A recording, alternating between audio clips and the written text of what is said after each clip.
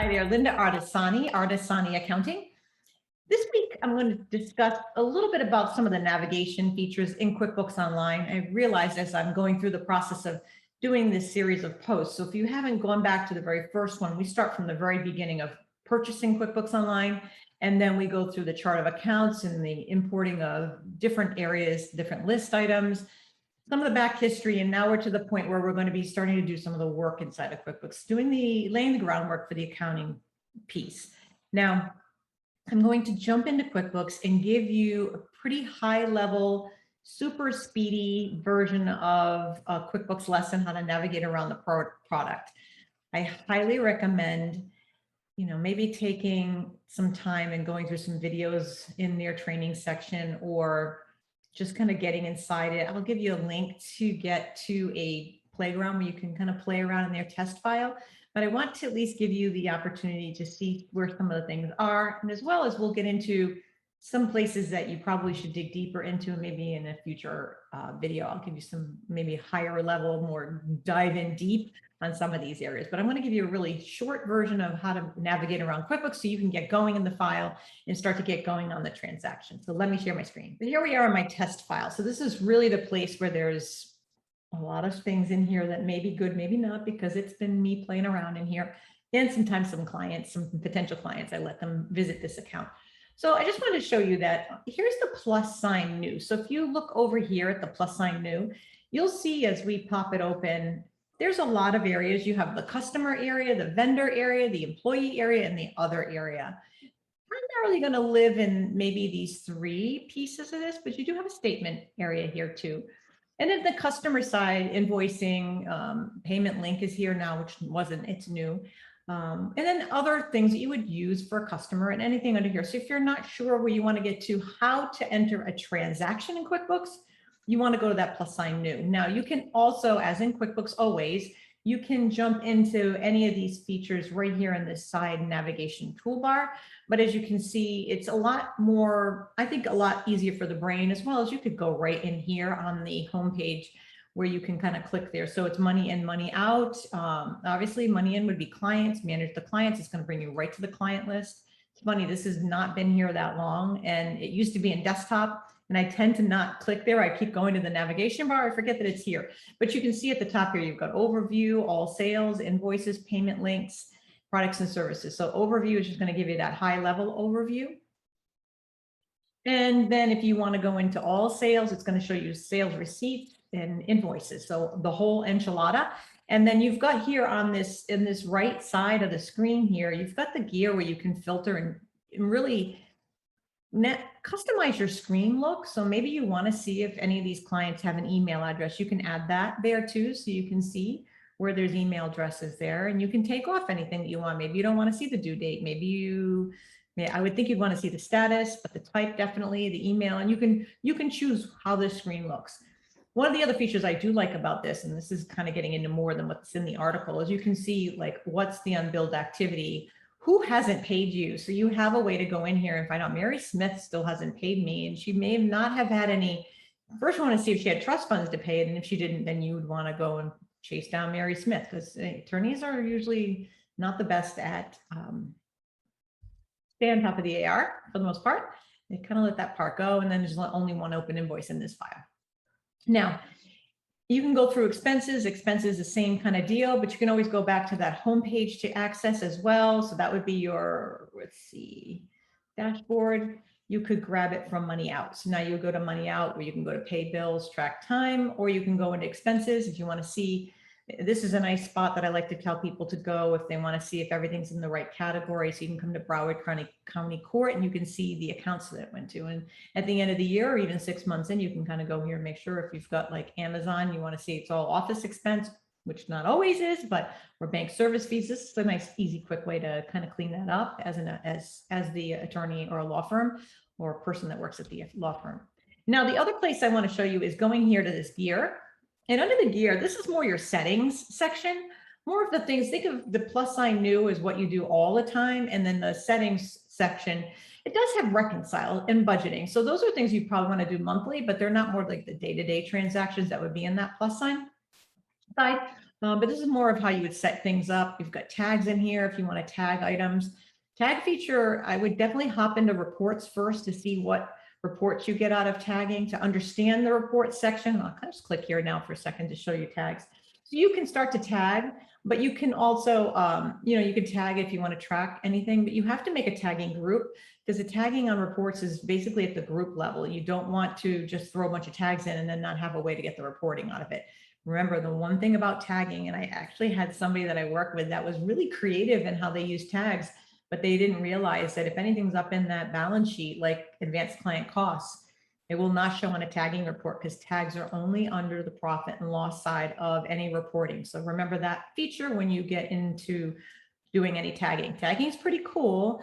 We use tagging a lot of times for 1099 items. So if you're trying to track as you go throughout the year, maybe it's a 1099 NEC or a 1099 miscellaneous. If you're not in advanced where you could make a custom field, tagging will help there. So you'll be able to pull those reports up and be able to see at a high level where these items are and which one should be where, and maybe you can change them if you find that they're not exactly right.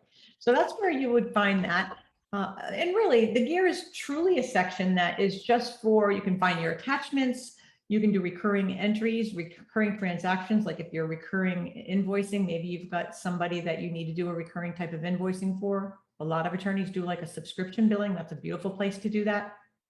Of course, if you are working with a law firm and you really need to check the ABA to see what the local, especially at the local level, to see what is allowed. Some states don't allow you to do flat fee billing only up to a certain amount, like a $2,000 limit. So you really want to check your rules to understand what the limits are, especially if you're an attorney doing your own books. You want to know if there's a cap on that. And, a lot of times I see attorneys trying to creatively get around using trust accounting because the trust accounting is so much about compliance and being really regimented about tracking. And I've seen some firms that try to get around that by kind of using creative ways to bill, and you really want to check to see the ABA and the local or the state ABA to see what the rules are.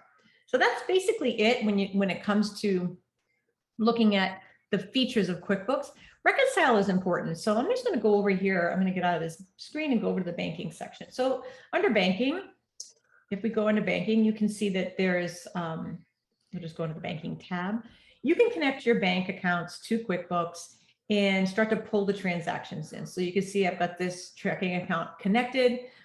You can come over here and see what's been categorized through it, and then anything that's been excluded, which there isn't anything. So that's a way. And there's also a drop-down list. So if you have multiple bank accounts, we only have one attached here, but if there's multiple, you can start to see what's in the account and what needs to be matched. Now, matching is critical in following and making sure that as you enter the transactions, you can match them because they've processed through the bank. So anything that's not processed, maybe you refund a client in the IOLTA, you refund a client some funds. Sometimes if you're trying to clean up the IOLTA, it can be a check for 23 cents.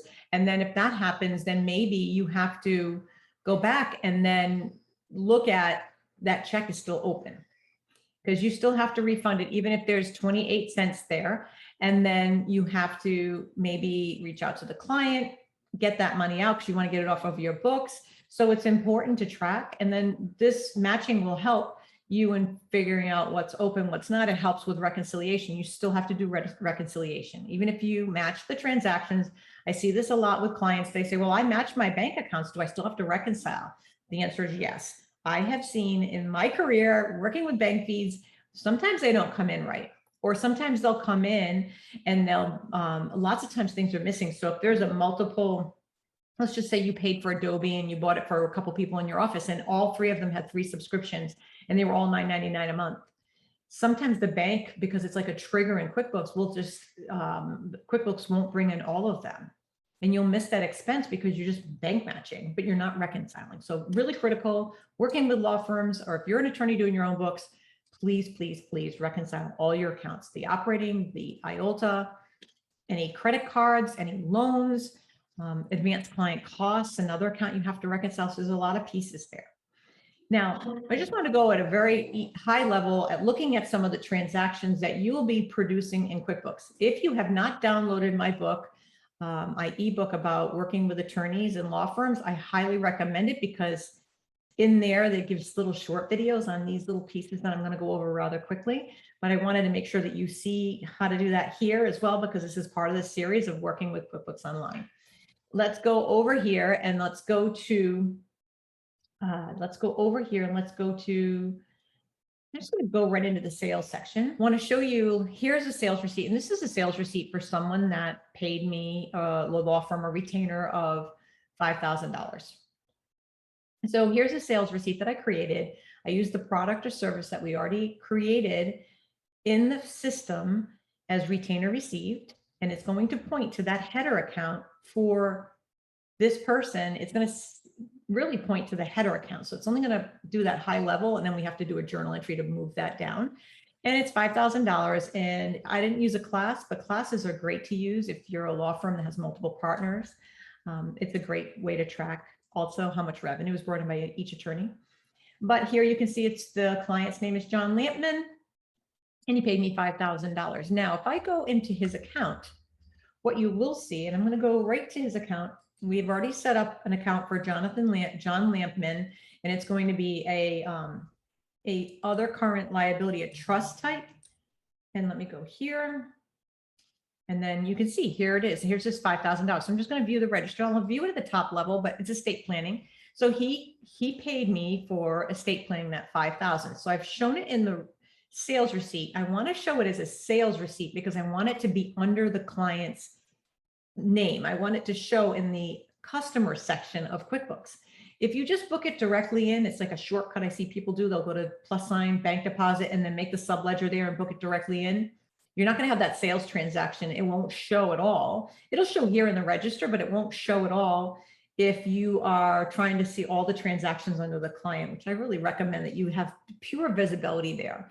Now, as you can see here, it's not showing the sales receipt at all. It's showing the journal entry. So what I did, because I booked it to the header, I needed to move it out of the header. So I booked it at the sales receipt level here as a credit, debited our accounts receivable, credited this header account. Now I'm moving it out of the header account and moving it to the subledger. So that's the second step of receiving the retainer, sales receipt. Then you have to do this. You have to move it out of the header. And I'll take you to a balance sheet. What's the date on this? 6/13. So I'll take you to a balance sheet so you can see all the transactions and how that transpired in that header. So let me just bring up a balance sheet. Hopefully it's this year. Do this year, or I can just do all dates, run the report, and I'll show you in the header. And like I said, don't judge me on this file because it's pretty messy. I'm not even sure we've got 2 liability accounts here, so I'm not really sure where I'm going to see this, but let's see if I can find Jonathan Lampman here. He should be here. A little shortcut to find, I'm going to hit Command F and I'm going to do Lampman because I know he has a balance. So I'm going to do Lampman and just look for him, and there he is. So here he is with the $5,000. And if I go into his account, you're going to see again, that's going to bring me back to what we just looked at. So that's the money there. But now that I know what account subheader he's under, when I look at Lampman, I just have to go up here to the header. And then you will see in the header, the $5,000 out, showing Lampman there. So Lampman's sales receipt would have been booked there, which probably in this file, I have it hooked up to go to the other trust liability. So there's an issue, right? It went to the other trust liability, but I booked Lampman under a different trust header. So you'd need to have, if you have multiple trust accounts, multiple trust bank accounts, you need to create multiple parent accounts with multiple subledgers, because you want to use that view of a parent subledger for one bank account and a parent subledger for the other. That way you can collapse. It's going to help you figure out if something goes awry, and you'll be able to see where the mistake is. Just like this one, I'm going to need to go in and make sure I move that 5 because this should have been a 0 entry. And if I go back to my balance sheet, this is why this is a good one to show. If I go back to the balance sheet here, if I go back up to the other header account, so I created an item to point to a header, but I didn't create an item to point to the second header. So if I go here, I believe here's another trust liability. See how there's 8,000 and my 5,000 from that sales receipt is probably inside there for a Lampman. So that was in 6. Here it is right here. Lampman John. I need to move that down as well. I need to move it into the right subledger, and I need to really create a second item for this other parent account. So that's one thing. Now, Let me go back to sales, and I see QuickBooks is doing a little jumpy thing here. If I go back to sales, I'm going to show you an invoice. So we've got some, let's go to Mary Smith's invoice because I've got some time entries. Actually, I'll take you to a time entry. I didn't really touch upon time, but you can do time entries inside of QuickBooks. And this is a way to do this. And I made sure I made it billable by the hours and put the words in. This is where it gets a little sticky and manual, but if you're first, a solo lawyer working on your own, it's a great way to start to track your time for now until you grow. Although I really recommend using Lean Law for even starting from the very beginning. It's not that expensive. You will create a workflow. You'll have an app where you can use your phone to pick, start to put the time entries in. And in the long run, it will save you time and money, because if you start to grow and then this becomes unmanageable, having Lean Law to kind of navigate through all these features and enter all these transactions that I'm showing you with all the journal entries and all that is done with a couple of clicks. So having this here is the manual way of doing it. And then if you have plans on growing, I would just jump right in with the extra legal software. It will really save you a lot of time. So let's go into Mary Smith's invoice for a moment and take a look at how that is set up. So here's a bill that we just had for legal services, and it was a direct bill with one link time charge. And if I click this, it's going to take me to the billable time I just showed you. So we're just billing her for the time. Now, if she's got money in trust, we can pay this invoice, but we'd have to go see if she has money in trust, which I could come over here to see if she has money in trust in that actual account for. She does have money, but it's for estate planning. So we don't have a retainer in here for her divorce. So we'd have to either ask for a retainer, or she would pay this out as a straight AR. Maybe it was only a consultation and it didn't go any further than a consultation, which would be straight up AR transaction. I know that was a lot. And I know that you're probably sitting here saying, wow, there's so much here. And how am I going to navigate all of this? I know I went through it really quickly, but you can, in fact, do this work. If you go back and watch the video, if you need help on any of this, feel free to reach out. This is the work we do. And again, just like the app, sometimes it's worth getting that professional involved right off the bat. It might help you even at tax time. So you're not scrambling back with your tax professional, asking them to do it. Hiring someone who can advise you along the way is money well spent. This is the stuff that we do. You can reach out to me and we will definitely have a phone call and we will go and talk about what it would cost to have us do this work. If you are an attorney, if you are a bookkeeper or an accountant and maybe you got your first law firm client and you want to learn more on this stuff, reach out. We have a Facebook group called the Accountants Law Lab that you could join and learn there as well. We share a lot of things there, as well as if you're interested, you can join our private mastermind group. So on that note, I hope you all have a wonderful, wonderful week. If this is helpful to you, please hit the subscribe button. I'm really close to getting 1,000 members. For some reason, 1,000 members is like a big deal. So I'm hoping to get there very soon this year. It's a goal. And then if you have any questions, please reach out. I'd love to help you. Thank you. Bye now.